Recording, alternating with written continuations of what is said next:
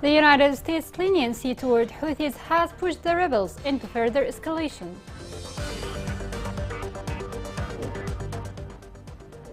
The number of displaced people increases globally, despite the United Nations intervention.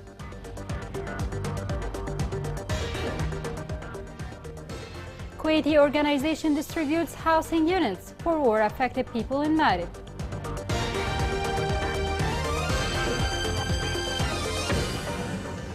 Welcome to Yemen Today TV. This is the English news with me, Injil Zazi. Throughout 8 years of war, international efforts have been made to reach a solution to the Yemeni crisis. Yet all efforts have failed due to Houthi stubbornness, as well as U.S. inaction towards a decisive stance against the rebels. This report has more on this. U.S. policies have greatly contributed to imposing the Houthis' grip and strengthening their authority in Yemen. It's stated that the negative policy of the United States with the Yemeni file gave the Houthis a chance to survive and strengthen their power. According to sources, they held that Yemen, located along the Bab el-Mandab, represents a strategic maritime choke point, and that the United States has a permanent interest in ensuring that developments inside the country do not threaten maritime security or the stability of the Gulf. The Subcommittee of Foreign Affairs of the U.S. House of Representatives on Countering Global Terrorism recently held a hearing on the situation in Yemen, considering it a good opportunity to ask the right questions about what the United States is doing to advance its interests in the region. Turning a blind eye by the United States to upholding the truce gave the Houthis the opportunity to further consolidate their authority and contributing significantly to increasing their threat to international shipping lanes. Yemen, in relation to foreign policy of the United States, no longer tops the list of crises affecting America's national security, and it really gets time in congressional discussions. Houthis refused to implement the obligations in the recent United Nations truce, in which Washington mediated to conclude it in April, and it was aborted last October. Nearly 2 years since the Biden administration made the pledge to end the war in Yemen, that's still on for 8 years. It has created what is widely regarded as the world's greatest humanitarian catastrophe, with hundreds of thousands dead and millions in desperate need of aid. Amid the Biden administration's effort to derail the resolution, it was unclear whether Sanders had enough votes to secure its passage. None of the Democratic senators who were reportedly opposed or skeptical of Sanders' resolution responded to requests for comment. Observers of the conflict tend to agree that the grounding of the coalition's air forces, which Sanders' resolution would do by terminating essential U.S. support, would enable the Houthis to expand the territory under their control and prevented the Houthis from taking the central governorate of Marib, where there is a lot of oil and gas fields, which the Houthis absolutely need in order to survive as an independent state. Using foreign aggression as a political claim won't be an option for Yemeni parties if the truce will be restored and end the conflict, as well as return their focus to domestic issues. Then Yemenis can decide the type of political regime they prefer. IOM's chief of mission in Yemen warned that the situation in Yemen is getting worse for migrants, especially women, who live in dire conditions. The statement indicated that Yemen, despite the humanitarian catastrophe, still represents a destination for migrants from the Horn of Africa, many of whom go to the Gulf countries in search of work and undergo risky journeys. The United Nations High Commissioner for Refugees announced that it has secured more than $1 billion in pledges to meet the growing needs of displaced people and migrants in conflict zones around the world, including Yemen. More is in the following report. Our world is facing a crisis of internal displacement. High numbers of people around the world have been displaced within their countries by tragedies such as conflict, disasters, and the climate crisis. 100 million people across the world were forced to leave their homes in 2022, and the United Nations is continuing to help those in need in several ways. Head of the UN Refugee Agency described the figure as a record that should never have been set. The figure is up from some 90 million in 2021. Outbreaks of violence or protracted conflicts were key migration factors in many parts of the world, including Ukraine, Ethiopia, Burkina Faso, Syria, and Yemen. Thousands of desperate migrants look to Europe as a preferred destination, putting their lives in the hands of human traffickers and setting off on risky journeys across the Mediterranean. It has now been more than 7 years since the protracted conflict began in Yemen, which advanced the humanitarian catastrophe and has forced more than 4.3 million people to leave their homes. In May, the UN Migration Agency and the European Union's Humanitarian Aid Wing announced that they were scaling up efforts to respond to the needs of more than 325,000 displaced by the conflict, including migrants and the communities that host them. Chief of the IOM mission in the country stated that the situation is also getting worse for migrants in Yemen, especially women who are living in dire conditions with little control over their lives. That as a result of deteriorating conditions, refugees in different regions were struggling to get enough food, medicine, and clean water, and risked death unless the situation improved. UNHCR said governments around the world have pledged some $1.13 billion, a record amount to provide a lifeline to people displaced by war, violence, and human rights violations. This coming winter will be very challenging for millions of people forced to flee their homes around the world. As a result of conflict, the climate emergency, and other crises, displaced people around the world face unprecedented needs. Fortunately, UNHCR's generous donors continue to support them during these dire days, creating hope for a brighter future. Rights Raider called on the United Nations Special Envoy to Yemen to intervene urgently to save the lives of 16 civilians sentenced to death by the Houthi militia. A few days ago, the Houthi group issued verdicts against 29 civilian abductees from Saada to execute 16 civilians based on fabricated charges for political reasons. A recent report revealed that the Houthi militia has committed more than 500 violations against places of worship in Yemen. The report indicated that the Houthi militia has turned mosques and places of worship into military camps and prisons.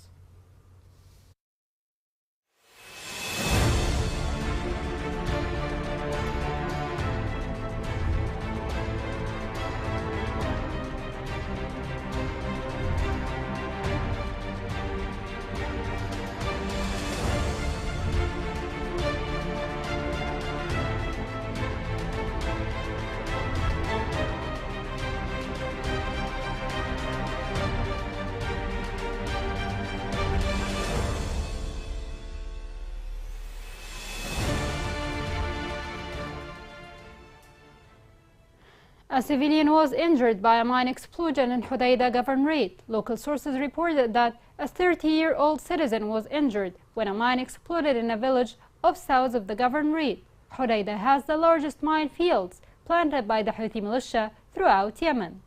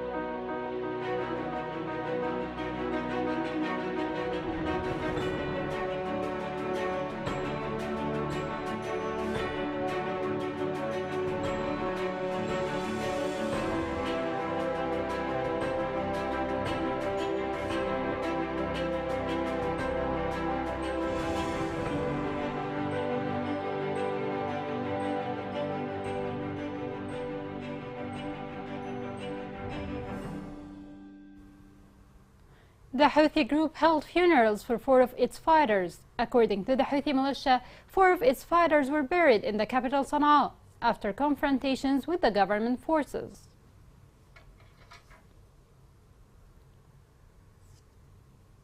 A Kuwaiti institution distributes 100 housing units to the displaced in the Governorate. More on this is in the following report. The Kuwaiti Women's Giving Foundation has implemented a housing project that includes 100 housing units consisting of 2 bedrooms, a kitchen and a bathroom connected to electricity and sanitation, where 100 families with disabilities and families who have lost their breadwinners from among the displaced in Ma'rib benefited from. These projects come at a time when the displaced are suffering from a severe cold wave, the displacement camps are ravaged, and the displaced appeal to other organizations to provide safe housing and to focus on such projects and humanitarian interventions with a developmental dimension whose impact remains in the long term. المعاناة التي يعانيها النازحون هنا في مأرب. The suffering of the displaced people in Ma'rib has put so much pressure on organizations, as the tents they stay in are very weak. The heat of the sun and the cold weather of winter make these people suffer completely. So we try to provide a good place for the displaced people to stay in. And the Kuwaiti Foundation has given 100 housing units. Each unit contains 2 rooms, 1 bathroom, and a kitchen. Recently, projects presented by the Kuwaiti Giving Foundation for the Displaced in Ma'rib emerged, including tuk-tuk vehicles, which represented means of livelihood that provided many displaced families with a source of income and a safe life, in addition to providing 100 houses for people with mobility disabilities in Al Jufaina camp. The injured Abdul Mughni Annati, one of these beneficiaries who got a safe house inside Al Jufaina camp, says that his life was difficult and his concerns were increasing every day because he did not have a source of income to support his family, in addition to the rental costs. We thank the country of Kuwait and the Kuwaiti Foundation. They made us pay less rent. These housing units are better than the campus, and they are good for the people like me with disabilities. The number of international organizations operating in Ma'rib is very small, and most of the offices of these organizations in Sana'a are under the control of the Houthis, which negatively affect the humanitarian response to the displaced and the needy people in Ma'rib. But projects like what the Kuwaiti Foundation implemented is what gives hope to these poor people who hope for a better life. Coming next in the news.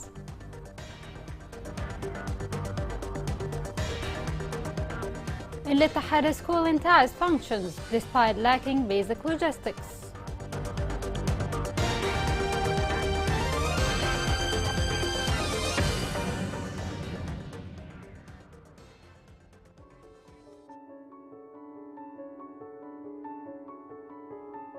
ناس ندي ماء من الغيل والغيل هذا بعيد، كنا ندي بالدواب نعبي ماء وترجعنا. كنا ننزل الساعة 5 رجعنا الساعة 9. ما يجي لنا ظهر لأنه زحمة ما حد يخلي الجهل يغرق وإحنا تعبنا زيادة.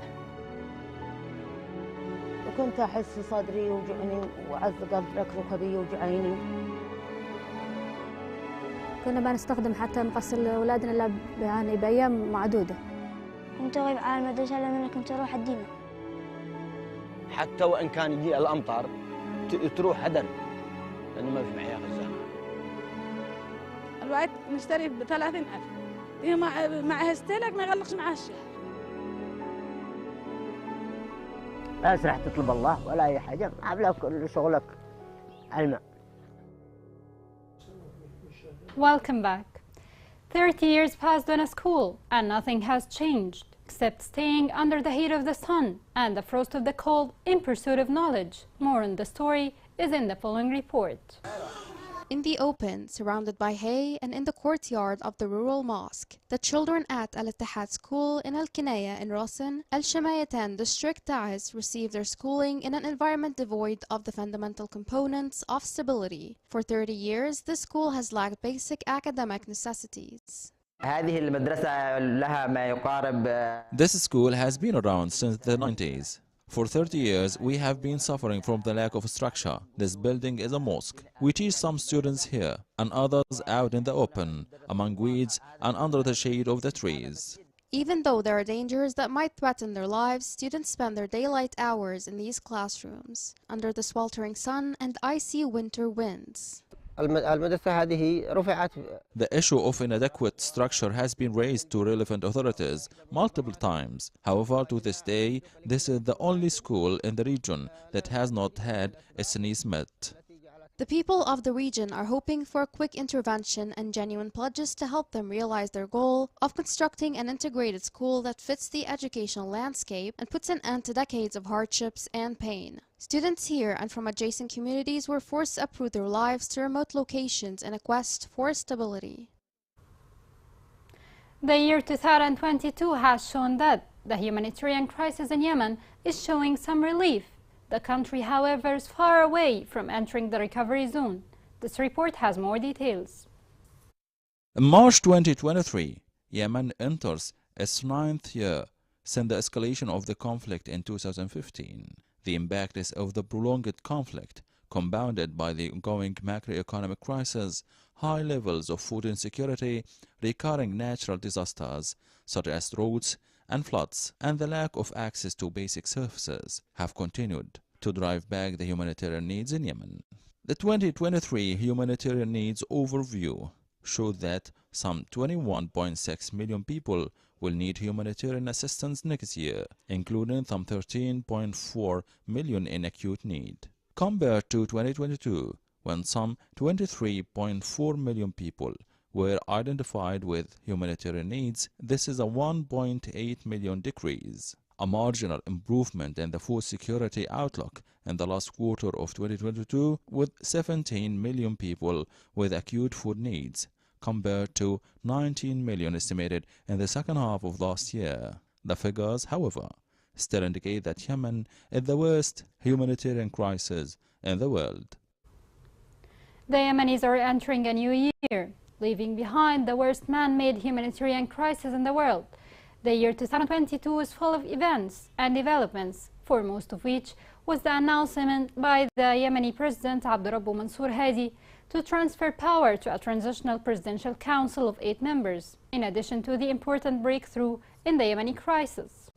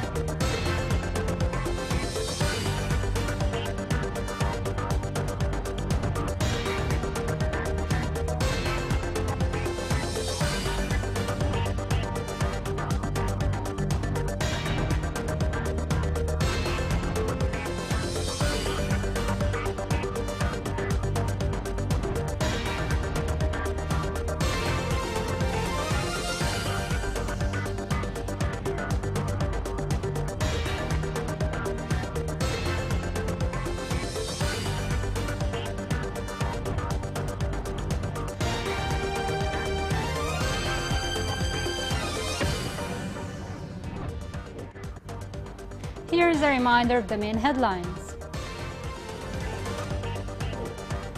The United States' leniency toward Houthis has pushed the rebels into further escalation.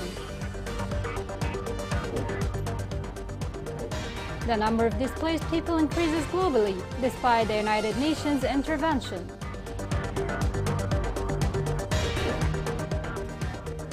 Kuwaiti organization distributes housing units for war-affected people in Marib.